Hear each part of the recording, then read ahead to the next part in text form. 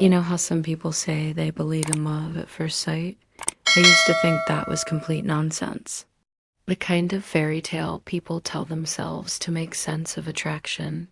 But then I met Abigail Porter Abbey and everything I thought I knew about myself, about love, about the neat little boxes we put our lives in, got turned completely upside down.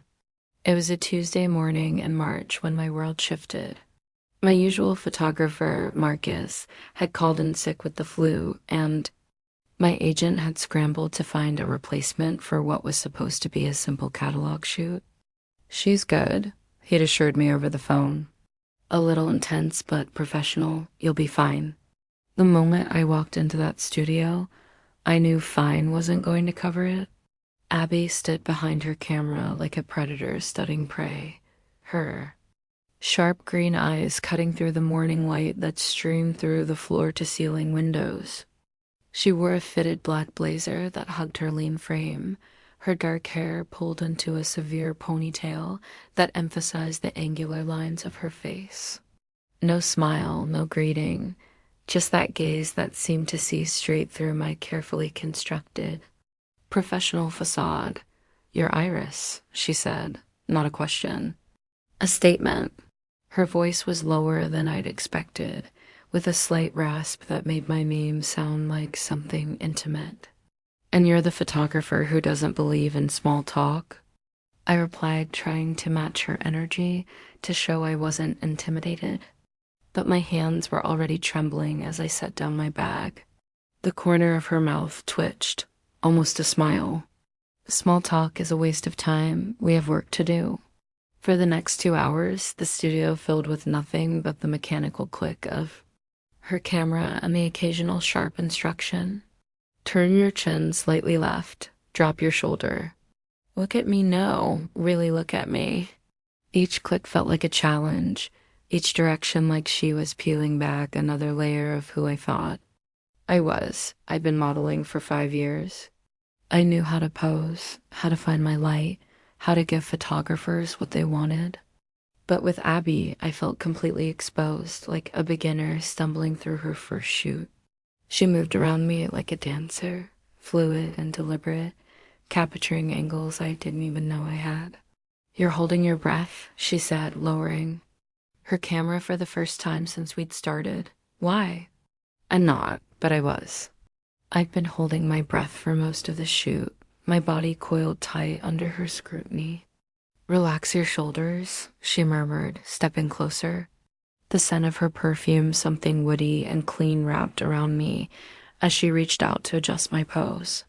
Her fingers brushed my collarbone, barely a touch, but it felt like electricity shooting through my entire body.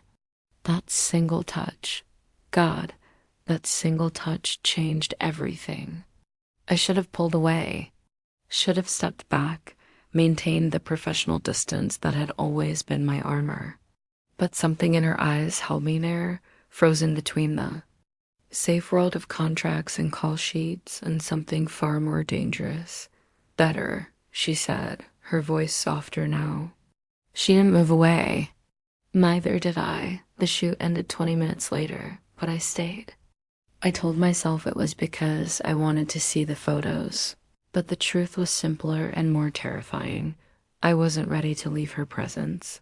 "These are incredible," I said, looking over her shoulder at the camera's display, and they were. She'd captured something in me that I'd never seen before, a vulnerability, a rawness that made my chest tight. "You photograph like you're carrying secrets," she said, her breath warm against my ear. "I like secrets." I should have asked what she meant. Should have laughed it off or made some deflecting comment about lighting and angles. Instead, I found myself saying, maybe I am. When I left the studio that day, I had Abby's number in my phone and a shoot scheduled for the following week. I told myself it was professional interest, but I knew better. I knew at the moment I caught myself checking my reflection in every mirror I passed, wondering if she'd see the same something in me again. I was already falling, and I didn't even know it yet. The second shoot was different, more intimate. Abby had rented a loft in Soho with exposed brick walls and afternoon light that painted everything golden. I arrived wearing a simple sundress, my hair loose around my shoulders, feeling more nervous than I had since my first professional shoot. "You look different," she said when I walked in. "Softer, is that good or bad? It's honest." She gestured to a white couch positioned near the windows. "That's what I'm looking for today. Honesty." The next few hours blurred together in a haze of whispered directions and stolen glances. Abby moved closer this time, her camera clicking away as she captured what felt like the most intimate moments of my life. Me laughing at something she'd said. Me looking out the window, lost in thought. Me curled up on the couch, my dress writing. Up slightly on my thighs. "Tell me something real," she said during a brief break, both of us sitting on the couch with coffee cups warming our hands. "What do you mean?" "Everyone has a story they don't tell. What's yours?" I almost deflected, almost gave her some surface level revelation about my childhood or my failed relationship the year before. But something about the way she was looking at me, like she really wanted to know, like my answer mattered, made me tell the truth. "I'm going to be a surrogate," I said quietly. "For my best friend Sarah. She and her husband have been trying for 3 years, and the doctors say she can't carry a pregnancy to term." Abby's camera lowered slowly. "You're going to carry someone else's child? It's not like that. It's Sarah. I love her. I want to help her have the family she's always dreamed of." "And what about your dreams?" The question caught me off guard. "What do you mean?" "What do you want, Iris?" "Not for Sarah, not for her husband, not for anyone else." "What do you want?" I opened my mouth to answer and realized I didn't have one. For the past 6 months, ever since Sarah had asked me to be her surrogate, I've been so focused on being the good friend, the supportive sister, that I'd stopped thinking about what I wanted. "I don't know," I admitted. Abby leaned forward, her green eyes intense. "That's the first completely honest thing you've said to me." The shoot ended differently that day. Instead of the usual professional goodbye, Abby walked me to the door and hesitated, her hand on the doorknob. "Have dinner with me," she said. "Not as a photographer and model, just ... As us, I should have said no. Should have kept the boundaries clear and professional. But I'd been thinking about her for a week straight, replaying our conversations, wondering what it would be like to know her outside the careful choreography of a photo shoot. "Yes," I said. 3 days later, I found myself at her apartment in Brooklyn, holding a bottle of wine and trying to calm my racing heart. Her building was old and charming, with a doorman who nodded at me like he'd been expecting me. The elevator ride to the 8th floor felt like the longest 90 seconds of my life. When Abby opened the door, she looked different. Gone was the all-black professional armor. Instead, she wore faded jeans and a soft gray sweater, her hair falling in waves around her shoulders. She looked younger, more relaxed, but somehow even more beautiful. "I hope you like Italian," she said, leading me into her apartment. I may have gone a little overboard. The space was nothing like I'd expected. Where I'd imagined stark minimalism, there was warmth. Exposed brick walls lined with bookshelves, a cozy sectional covered in soft throws, candles flickering on every surface. The scent of garlic and herbs filled the air, and I could hear jazz playing softly from hidden speakers. "This is beautiful," I said, meaning it. "Very different what I pictured." "What did you picture? Something colder?" "More clinical, like your photos." She laughed, and the sound sent warmth spreading through my chest. "My photos are clinical because they're work. This is life." Dinner was perfect. Homemade pasta with a sauce that had been simmering all day, salad with vegetables from the farmer's market, bread that was still warm from the oven. We talked about Everything and nothing books, travel, the terrible reality TV shows we both secretly watched. The wine loosened my tongue, and I found myself telling her stories I'd never shared with anyone else. So you wanted to be a veterinarian? She asked, refilling our glasses, until I realized I'd cry every time an animal got hurt. Modeling was supposed to be temporary, something to pay for college. But then it started paying really well, and college seemed less important. Do you miss it? Having a bigger plan? I considered the question, swirling the wine in my glass. Sometimes, but life doesn't always go according to plan, does it? No, she said quietly. It doesn't. Something in her tone made me look up. Her expression had shifted, become more serious. Can I ask you something? I said. Always. Why photography? What made you choose it? She was quiet for a long moment, her fingers tracing the rim of her wine glass. Control, she said finally. When I'm behind the camera, I control the light, the composition, the story.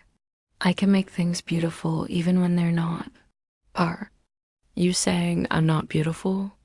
I teased, trying to lighten the mood. Her eyes met mine, and suddenly the air felt charged. I'm saying you're the most beautiful thing I've ever tried to capture. And I'm terrified I'm not talented enough to do you justice. The words hung between us, heavy with meaning. I set down my wine glass with shaking hands. Abby ... I know, she said quickly. I know this is complicated. I know you're Sarah's surrogate, and I'm supposed to be professional, and there are a dozen reasons why this is a bad idea. That I haven't been able to stop thinking about you since the moment you walked into my studio. And I hope you feel the same way. She was right. I had been thinking about her constantly, replaying our conversations, wondering what it would be like to know her better. But admitting it felt like stepping off a cliff. I do, I whispered. The confession hung in the air between us like a challenge. Abby stood slowly, extending her hand to me. Come here, she said. I should have said no. Should have finished my wine, thanked her for dinner, and gone home to my safe, predictable life. Instead, I took her hand and let her pull me to my feet. I want to show you something, she said, leading me down a hallway lined with more photographs. But I need you to promise me something first. What? Promise me you'll tell me if you want to stop.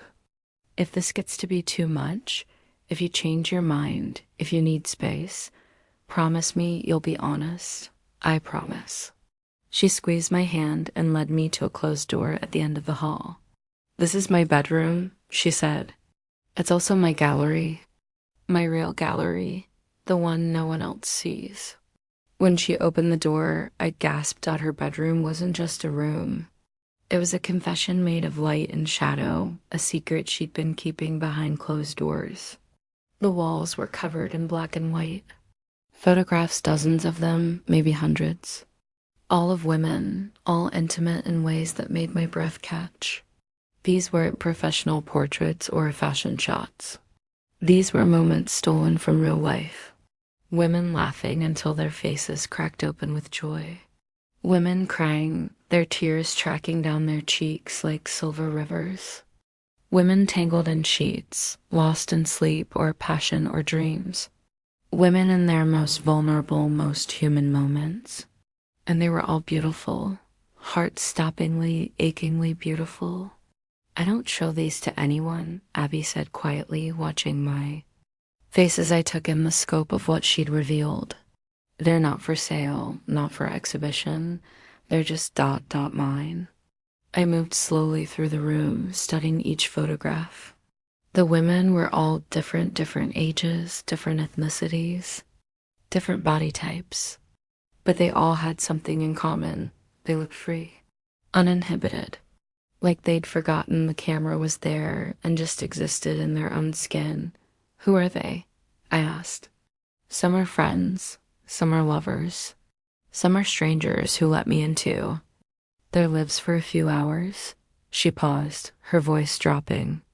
Some are people I've loved. I stopped in front of a photograph that made my heart skip. A woman with long dark hair sitting by a window, morning light streaming across her face. She was looking at something outside the frame, her expression soft and contemplative. It was intimate without being sexual, vulnerable without being exploitative. "She's beautiful," I said. She was the first person I ever photographed like this.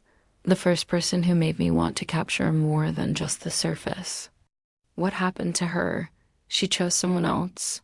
Someone safer. Someone who could give her the life she thought she wanted.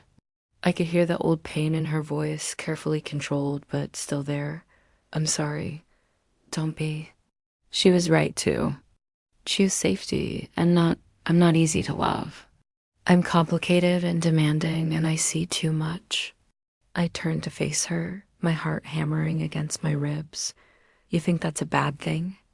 "I think it's driven away everyone I've ever cared about." "Maybe you just hadn't found the right person yet." She looked at me then, really looked at me, and I saw something shift in her expression.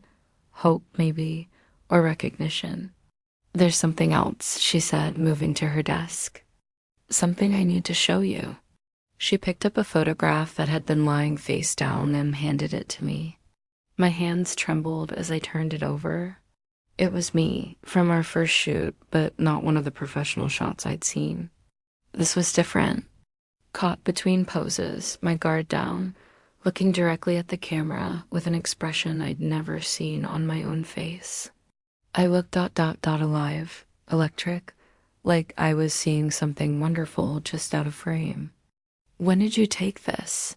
"When you weren't paying attention. When you forgot to be a model and just started being yourself."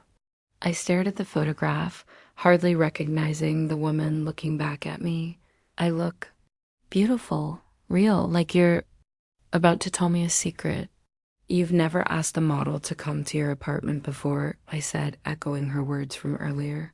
"Never. But you asked me." "Because you're different, Iris. Because from the moment I met you, I've been trying to figure out how to capture something I've never seen before. And I realized I can't capture it. I can only experience it." She stepped closer, close enough that I could see the flecks of gold in her green eyes, close enough that I could feel the warmth radiating from her skin. "What are you saying?" "I'm saying I'm falling in love with you. And I know it's crazy and complicated and probably the worst possible timing, but I can't pretend it's not happening." The confession hung between us like a bridge I could either cross or burn. My whole body felt electric, every nerve ending aware of her proximity, her scent. The way she was looking at me like I was the most important thing in the world. "Abby," I whispered. "Tell me to stop," she said, her voice barely audible. "Tell me you don't feel this too, and I'll take you home and we'll pretend this never happened." Instead of answering, I reached up and cupped her face in my hands. Her skin was warm, softer than I'd expected. She leaned into my touch, her eyes fluttering closed. "I can't," I said. "I can't pretend." The first kiss was a collision of everything I'd been holding back. Her lips were soft and insistent, her hands tangling in my hair as she pulled me closer. I'd been kissed before, but never like this. Never like I was something precious and dangerous all at once. I pressed her back against the wall, my hands exploring the contours of her body through her sweater. She gasped against my mouth, her fingers finding the zipper of my dress. "Are you sure?" she asked, her forehead pressed against mine. I've never been more sure of anything. What happened next was like nothing I'd ever experienced. Abby touched me like she was creating art, her hands and mouth mapping every inch of my body with reverent attention. She whispered my name like a prayer, told me I was beautiful in between kisses that left me breathless. I thought I understood desire before. I thought I knew what it meant to want someone, but this was different. This was like coming home to a place I'd never been, like discovering a part of myself I'd never known existed. Afterward, we lay tangled together in her bed, my head on her chest, her fingers tracing patterns on my bare shoulder.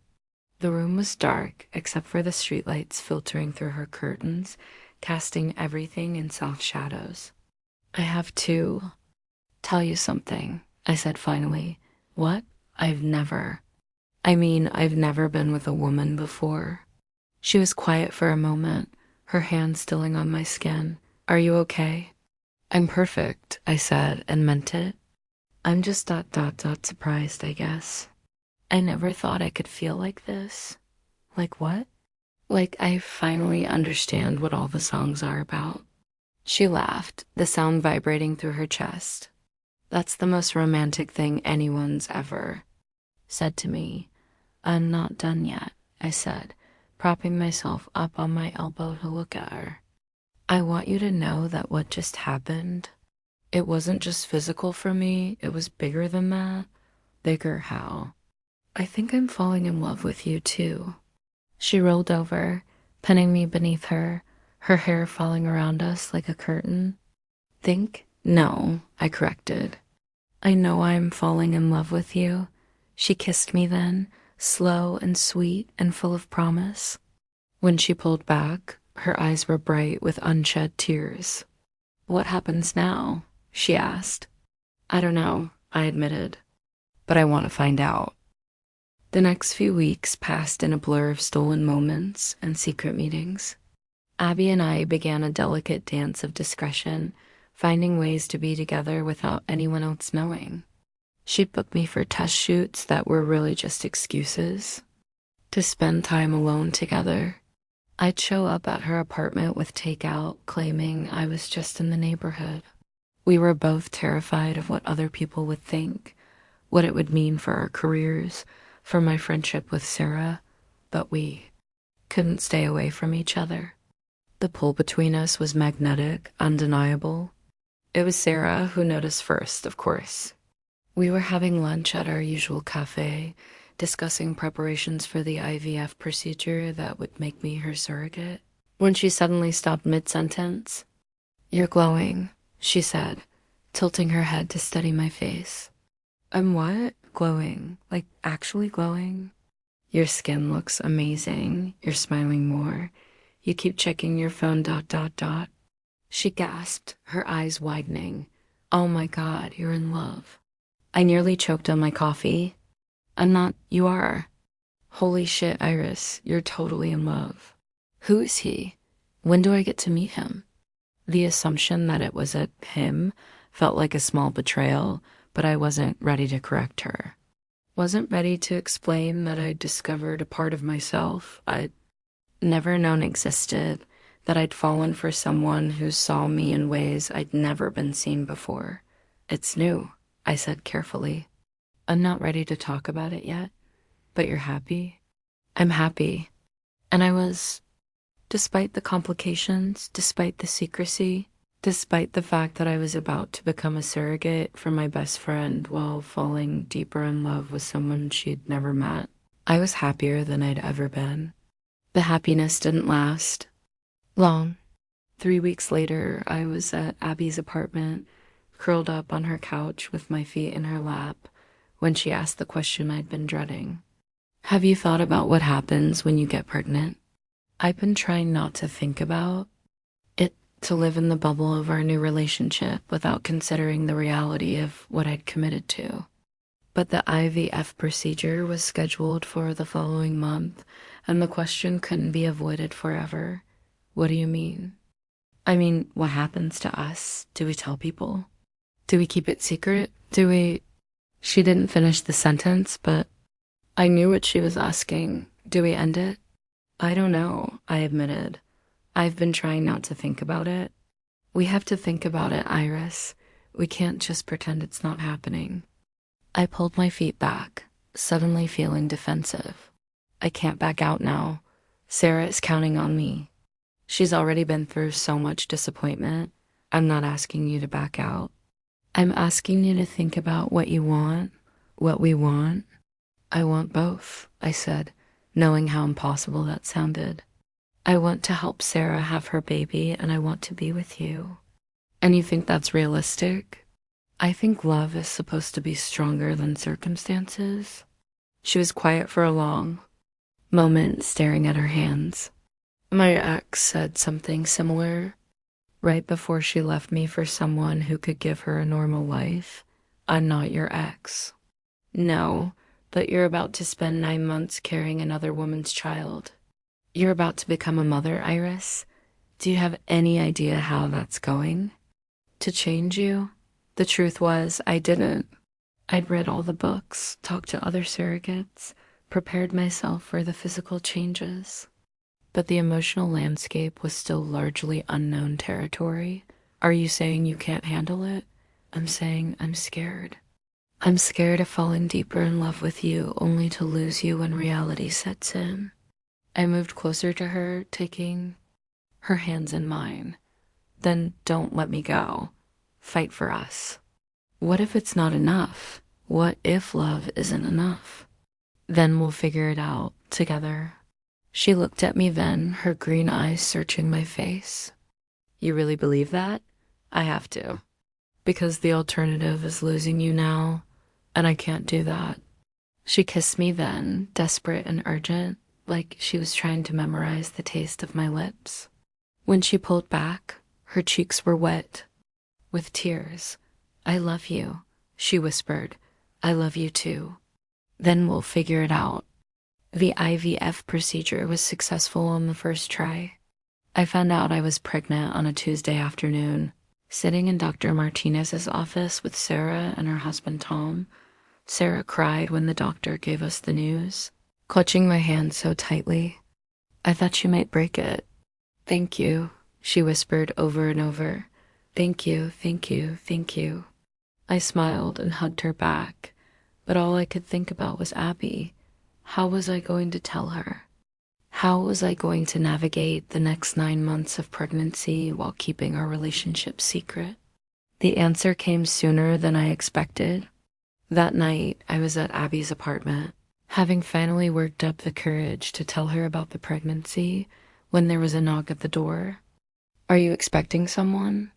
I asked. She shook her head, looking puzzled. No one even knows you're here. She opened the door to find Sarah standing in the hallway, holding a bottle of champagne and grinning from ear to ear. Surprise, she said, then stopped short when she saw me. Iris, what are you doing here? The silence stretched between us like a taut wire. I could feel Abby's tension, could see the wheels turning in Sarah's head as she took in the scene. Me in Abby's apartment, clearly having spent the evening there, both of us looking like we'd been caught doing something we shouldn't. Sarah, I said carefully, how did you know where to find me? I followed you, she said, her expression shifting from confusion to hurt. I wanted to surprise you, to celebrate together. But you weren't at your apartment, and when I saw you leaving that photographer's building, ... She trailed off, understanding, dawning in her eyes. Oh, she said quietly. Oh my God. The conversation that followed was the hardest of my life. Sarah sat on Abby's couch, the champagne forgotten on the coffee table, while I tried to explain how I'd fallen in love with someone she'd never met, how I'd been keeping the biggest secret of my life from my best friend. How long? She asked, her voice carefully controlled. About a month, I said. A month? A month, and you didn't tell me? I didn't know how. I didn't know what it meant, or if it was going to last, or if it would interfere with your commitment to me. The words hung in the air like an accusation. I felt Abby stiffen beside me, saw the way she looked at Sarah with something approaching hostility. It doesn't interfere, I said firmly. Nothing has changed about my commitment to you. I'm still going to carry your baby. I'm still going to be there for you. How can you say nothing has changed? You're in love. You're in a relationship. How is that not going to affect everything? Because I won't let it, I said, reaching for her hand. Sarah, you're my best friend. You've been my family for 10 years. I would never do anything to hurt you or jeopardize this pregnancy. But you already have, she said, pulling her hand away. You've been lying to me for a month? How do I know you're not lying about other things? I'm not lying about anything else. I just ... I needed time to figure out what this meant. And what does it mean? I looked at Abby, who had been silently watching this exchange with growing tension.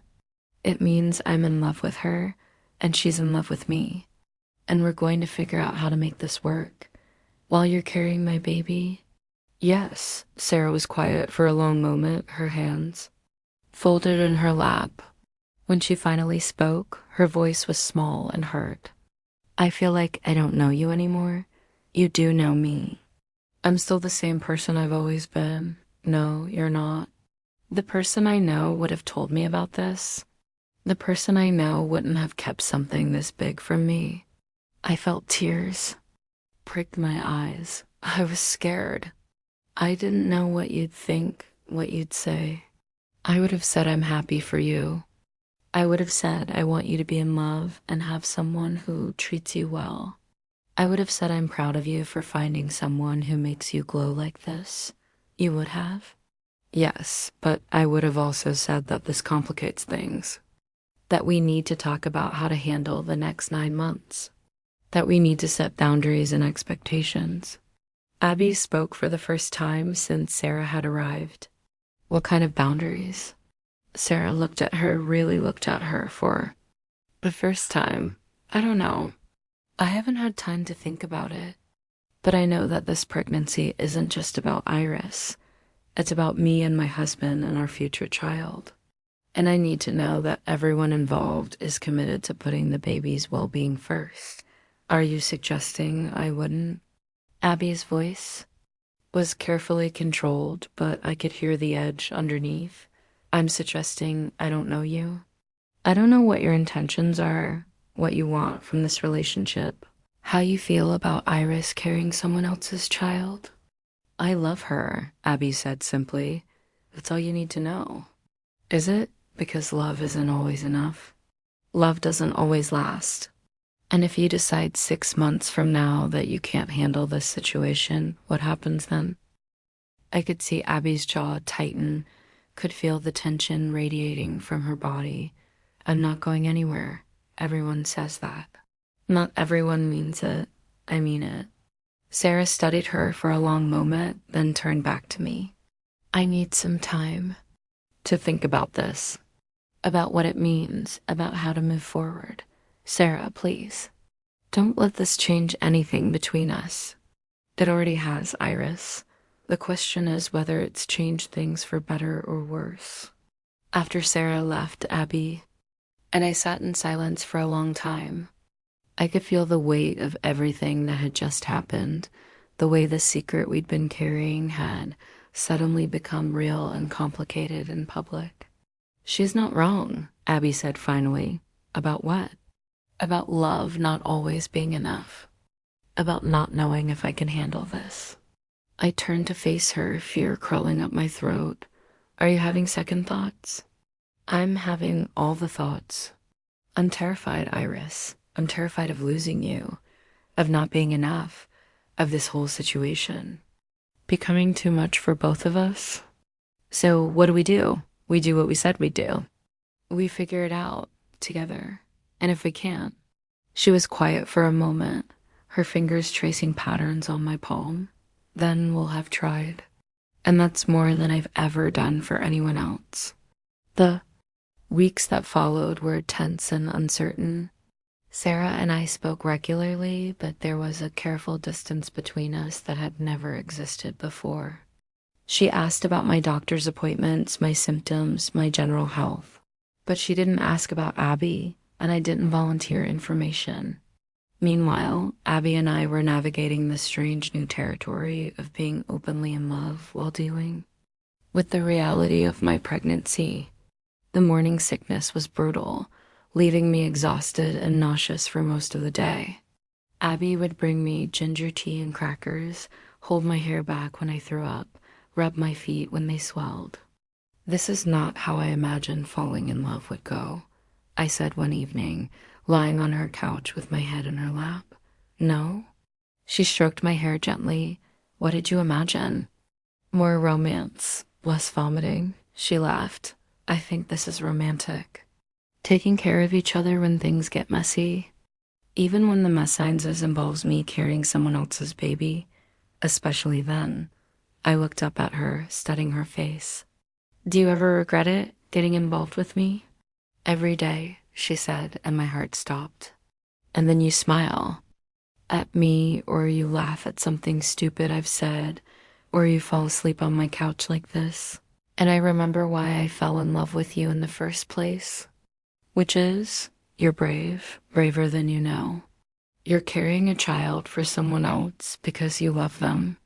You're risking everything for us because you believe in what we have. That's not something everyone could do. I don't feel brave. I feel terrified most of the time. That's what makes it brave. 3 months into the pregnancy, everything changed again. I was at my regular ultrasound appointment, this time with both Sarah and Tom present, when Dr. Martinez frowned at the screen. Is everything okay? Sarah asked, immediately alert. Everything's fine, Dr. Martinez said. Better than fine, actually. You're having twins. The silence in the room was deafening. Sarah's hand flew to her mouth, tears immediately springing to her eyes. Tom stared at the screen in shock. Twins? I managed. Twins, Dr. Martinez confirmed. 2 healthy heartbeats. Congratulations. Sarah was crying now, clutching Tom's hand. Oh my God. Oh my God, we're having twins. I felt overwhelmed and excited and terrified all at once. Twins meant a higher risk pregnancy, more doctor's appointments, more complications. It also meant Sarah and Tom would have the family they'd always dreamed of. This is incredible, Sarah said, turning to me with tears streaming down her face. Iris, this is incredible. Thank you. Thank you so much. For the first time in weeks, she hugged me like she used to, without reservation or distance. I hugged her back, feeling some of the tension between us begin to dissolve. After the appointment, Sarah asked if we could talk privately. We went to a coffee shop near the doctor's office, both of us still processing the news. I owe you an apology, she said as soon as we sat down. You don't owe me anything. I do. I've been so caught up in my own fears and expectations that I forgot the most important thing, which is that you're doing something extraordinary for me. You're giving me the family I've always wanted, and I have no right to judge how you choose to live your life while you're doing it. I felt tears prick my eyes. Sarah ... I've been thinking about what you said, about love being stronger than circumstances, and I think you might be right. But I also think love requires trust, and I haven't been trusting you. I understand why. I kept something huge from you. You kept something huge from me because you were scared, because you didn't know how to navigate loving someone while helping me. I get that now. She reached across the table and took my hand. I want to meet her. Properly this time. I want to get to know the woman who makes my best friend glow like that. Really, really. And I want to apologize to her too, for the way I acted that night, for making assumptions about her intentions. You don't have to, I do. If she loves you and if you love her, then she's going to be part of this journey whether I like it or not. I'd rather have her as an ally than an enemy. That evening, I called Abby to tell her about the twins and about Sarah's change of heart. She was quiet for a long moment after I finished. Twins, she said finally. Twins, that's a lot. Are you okay with it? Are you? I'm terrified and excited and overwhelmed, but yes, I'm okay with it. Then I'm okay with it too, and Sarah wants to meet you. Properly this time. I'd like that, Abby said. I want her to know that I'm not going anywhere, that I'm in this for the long haul. Even with twins, especially with twins, the dinner was awkward at first. Sarah and Tom came to Abby's apartment on a Saturday night, bringing flowers and nervous energy. I'd been cooking all day, trying to distract myself from my anxiety about how the evening would go. Your apartment is beautiful, Sarah said, looking around at the warm, inviting space. Very different from what I expected. What did you expect? Abby asked, and I could hear her trying to keep her voice light. Something colder, maybe. More clinical. That's what Iris thought too. And what did you think of me? Sarah asked, settling onto the couch with a glass of wine. Abby considered the question carefully. I thought you were protective of someone you love. I respected that. Even if I didn't like being on the receiving end of it, I was protective. Maybe too protective. There's no such thing as too protective. When it comes to the people we love, I watched this exchange from the kitchen, my heart swelling with love for both of them. They were trying, really trying, to understand each other. Dinner went better than I'd hoped. Tom, who I'd been worried would be uncomfortable with the whole situation, turned out to be genuinely curious about Abby's work. They spent most of the meal talking about art and photography, while Sarah and I caught up on baby-related logistics.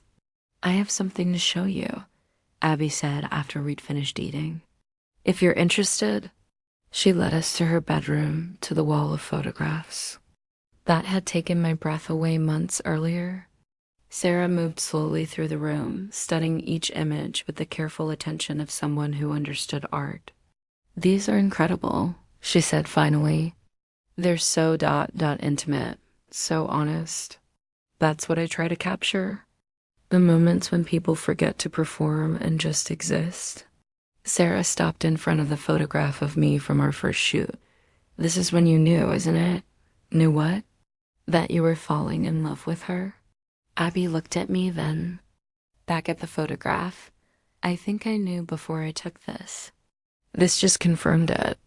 She looks different in this than she does in her professional work, Sarah said. More herself. That's because she was being herself. For the first time since I'd met her, Sarah turned to me. You do look different, happier, more alive. I feel more alive. Good, Sarah said simply. You deserve to feel that way. As the evening wound down, Sarah asked if she could speak to Abby privately. I busied myself in the kitchen, cleaning up, while they talked in low voices on the balcony. What did she say? I asked Abby after Sarah and Tom had left. She said she's sorry for the way she reacted. She said she was scared of losing you, of this pregnancy becoming complicated in ways she couldn't control. And she said she can see how much I love you. She said she trusts me to take care of you. I felt a weight lift from my chest that I hadn't even realized I'd been carrying. She said that. She also said that if I ever hurt you, she'd destroy me. But she said it with a smile, so I think we're good. We're good, I agreed, wrapping my arms around her neck. We're all going to be okay. But life, as I was learning, rarely goes according to plan. At 26 weeks, during what should have been a routine checkup, Dr. Martinez found something concerning. Your blood pressure is elevated, she said, frowning at the readings. And there's protein in your urine. I'm concerned about preeclampsia. What does that mean? I asked, though I'd read enough about pregnancy complications to have a sinking feeling. It means we need to monitor you very closely. Preeclampsia can be serious for both you and the babies if it progresses. How serious? In severe cases, it can lead to seizures, stroke, or organ failure. For the babies, it can mean premature birth or growth restriction. I felt the world tilt around me. Sarah, who had come to this appointment with me, grabbed my hand. What do we do? She asked. We monitor closely. Bed rest, frequent checkups. And if it gets worse, we may need to deliver the babies early. How early? That depends on how quickly things progress. But we're going to do everything we can to keep you and the babies safe. The next few weeks were a blur of doctor's appointments, blood pressure checks, and increasing anxiety. I was put on strict bed rest, which meant spending most of my time on Abby's couch, feeling useless and scared. I'm supposed to be giving Sarah healthy babies, I said one afternoon, my head in Abby's lap as she worked on her laptop. What if I can't? What if something goes wrong? Nothing's going to go wrong, Abby said, though I could hear the worry in her voice. Dr. Martinez knows what she's doing. And you're doing everything right. What if it's not enough? Then we'll deal with whatever comes, together. At 32 weeks, my blood pressure spiked dangerously high. I was rushed to the hospital, where Dr. Martinez made the decision I'd been dreading. We need to deliver the babies, she said. Today? Today? Sarah's voice was high with panic. But it's too early. 32 weeks is early, but not dangerously. So the babies have a good chance of being healthy with some NICU support. But if we wait, we risk losing all of you. The next few hours were a whirlwind of preparation and fear. Sarah and Tom were there, holding my hands and trying to stay calm. Abby was there too, having rushed from a shoot the moment she got my call. I'm scared, I whispered to her as they prepped me for surgery. I know, but you're going to be okay. All of you are going to be okay. What if they're not? What if I failed Sarah? You haven't failed anyone. You've done something incredible. You've given Sarah her family. Promise me something, I said, gripping her hand. Anything. Promise me that if something happens to me, you'll make sure Sarah knows how much this meant to me, how much she means to me. Nothing's going to happen to you, Abby said fiercely, but I promise. The surgery was a success. Both babies were born healthy, if small. Emma Rose, weighing 4 pounds, 2 ounces. And her brother, James Michael, weighing 4 pounds, 6 ounces. They were tiny and perfect, with Sarah's nose and Tom's chin. I held them both briefly before they were whisked away to the NICU. Sarah was crying, Tom was crying, even Abby was crying, but they were tears of joy and relief. Thank you, Sarah whispered, kissing my forehead. Thank you for giving me everything I've ever wanted. Thank you for letting me be part of it, I replied. The babies stayed in the NICU for 3 weeks, growing stronger each day. I visited them every day, marveling at how perfect they were, how much they looked like Sarah and Tom, but I also noticed something else. I noticed that I didn't feel the crushing loss I'd expected when I looked at them. I felt love, yes, but it was the love of an aunt for her nieces and nephews, not the possessive love of a mother. Are you okay? Abby asked one evening as we walked back to the car after visiting the babies. I'm better than okay, I said. I'm complete. What do you mean? I mean, I finally understand what I was looking for. Why I agreed to be Sarah's surrogate. Why I fell in love with you. Why everything had to happen the way it did. And what's that? I was looking for my family, my real family. And I found it. She stopped walking and turned to face me. Your family? You, Sarah, Tom, the babies. This whole messy, complicated, beautiful thing we've created together. That's my family. Even though the babies aren't technically yours, they're mine in every way that matters. I carried them. I worried about them. I loved them. But I'm not their mother. Sarah is, and I'm okay with that. More than okay. And us? What are we? I stepped closer to her, taking her hands in mine. We're the love story I never knew I was looking for. We're the family I never knew I wanted. We're the life I never knew I could have. Is that a yes? A yes to what? She reached into her pocket and pulled out a small velvet box. My heart stopped. Iris, I know this is crazy. I know we've only known each other for 8 months, and most of that time you've been pregnant with someone else's babies. I know this isn't how love stories are supposed to go. Abby ... But I also know that I've never loved anyone the way I love you. I know that you've changed my life in ways I never thought possible.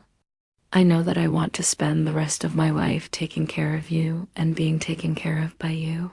She dropped to one knee right there in the hospital parking lot, opening the box to reveal a simple, elegant ring. Iris Marie Chen, will you marry me? I looked down at her, this woman who had seen me at my most vulnerable and loved me anyway. This woman who had held my hair back during morning sickness and rubbed my feet when they swelled. This woman who had fought for us when everything seemed impossible. Yes, I said, tears streaming down my face. Yes, yes, yes. She slipped the ring onto my finger, and it felt like coming home. The wedding was small and perfect. Just Sarah and Tom, a few close friends, and Abby's parents, who had driven down from Boston to meet the woman who had stolen their daughter's heart. We got married in the garden behind Abby's apartment building, with the twins sleeping peacefully in their carriers nearby. I've never seen Iris this happy, Sarah said during her maid of honor speech. And I've never seen anyone love someone the way Abby loves Iris. When I first found out about their relationship, I was scared. Scared that it would complicate things, scared that it would change our friendship, scared that it wouldn't last. She paused, looking at both of us with tears in her eyes. But watching them together over the past few months, I've learned something important. Love isn't about finding someone who fits perfectly into your existing life. Love is about finding someone who makes you want to build a whole new life together. And that's what Iris and Abby have done. They've built something beautiful and strong and real. And she added with a smile, they've given me the greatest gift imaginable. Not just Emma and James, but the opportunity to see what real love looks like. The messy, complicated, beautiful kind of love that's worth fighting for. After the ceremony, as we were cleaning up, Sarah pulled me aside. I have something to tell you, she said. What? Tom and I have been talking, and we want to ask you something. But you have to promise me you'll say no if it's not what you want. What is it? We want to know if you and Abby would consider being the twins' godparents, officially. I felt my heart swell. Sarah ... They wouldn't exist without you. And after watching you with them these past few weeks, watching how much you love them, how much they respond to you ... It feels right. It feels like family. Of course, I said, hugging her tightly. Of course we will. Later that night, as Abby and I lay in bed in our hotel room, I traced the outline of my new wedding ring. Do you ever think about what would have happened if we'd never met? I asked. Sometimes. But then I remember that we did meet, and everything else is just speculation. I love you, Mrs. Porter. I love you too, Mrs. Porter. Do you think we'll have kids of our own someday? Do you want to? I think I do. Someday. When we're ready. Then we will. But for now, we have Emma and James to spoil, and each other to love, and a whole life to build together. I rolled over to face her, studying her face in the moonlight streaming through the hotel window. You know what's funny? What? I spent so long thinking I knew what I wanted. A career, independence, a simple life. And then I met you, and everything I thought I wanted changed. Do you regret it? Never, because what I have now is so much better than what I thought I wanted. What I have now is real. What do we have? Love, family, a future full of possibilities, and each other. She kissed me then, soft and sweet and full of promise. And I knew that whatever came next, we would face it together.